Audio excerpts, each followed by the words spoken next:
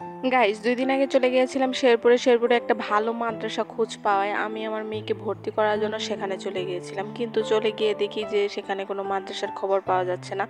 সেই চিন্তায় সেই ভাবনায় এখন তারপর ঘুরতে চলে গিয়েছিলাম এই বাসায়। এই বাসাটা হচ্ছে আমাদের শেরপুরের ঐতিহ্যবাহী এবং বিখ্যাত মোমিনবাগ। আর এই মোমিনবাগের বাসাটা অনেক পুরনো, অনেক আদিকালের।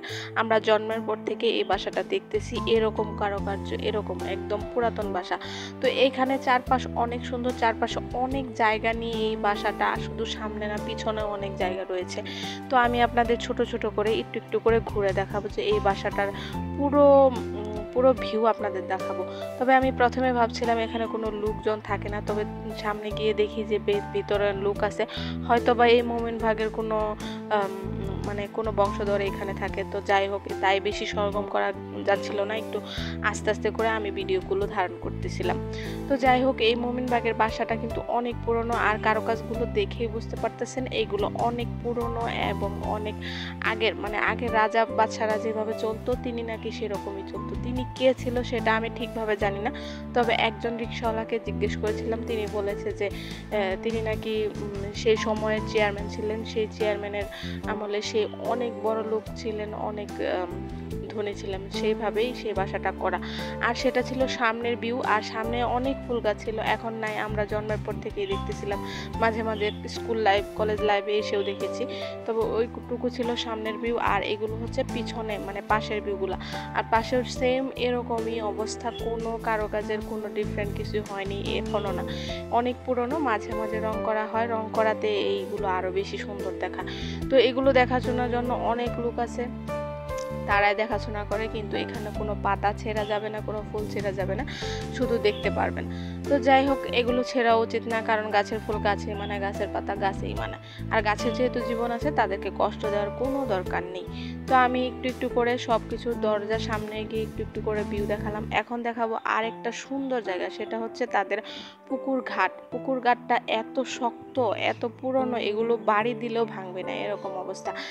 আগের দিনে রাজা বাদশাদের বউ বাচ্চারা যেখানে বসে সময় কাটাতো, একটু একটু করে কথা টথা বলতো, গল্প গুজব করতো, সেই জায়গাটা।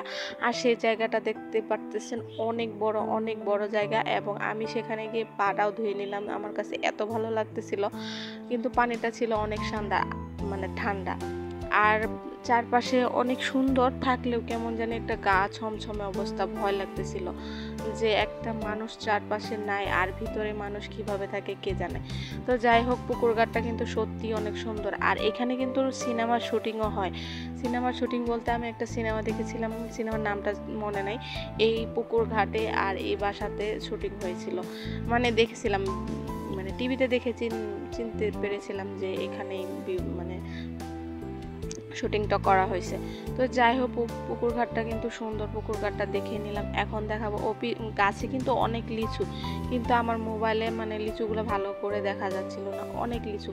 এখানে দুইটা বড় বড় লিচু গাছ ছিল, আর লিচু গাছের ভিতরে অনেক লিচু ধরেছে, কিন্তু দেখা যাচ্ছে না। যদি লাল লাল বেশি হতো, পাক না থাকতো, সেগুলো আরো ভালোভাবে দেখা যেত। আর এগুলো হচ্ছে একদম পিছনের জায়গা, তারা যে গ্যারেজ বানিয়েছে, আর গ্যারেজের মধ্যে যে অনেক, মানে গ্যারেজের মধ্যে কয়টা গাড়ি সেগুলো আপনাদের দেখাবো। তারা গাড়িও রাখছে, মানে আগের দিনের এই কালে সব কালেরই গাড়ি তাদের এখানে স্টক করা আছে। তো যাই হোক, গাছে কিন্তু অনেক ফুল ধরছে, আর এগুলো যেহেতু ছেঁড়া নিষেধ, তারপরে আমার মনে ছিল না, আমি একটা ছিঁড়ে ফেলেছিলাম।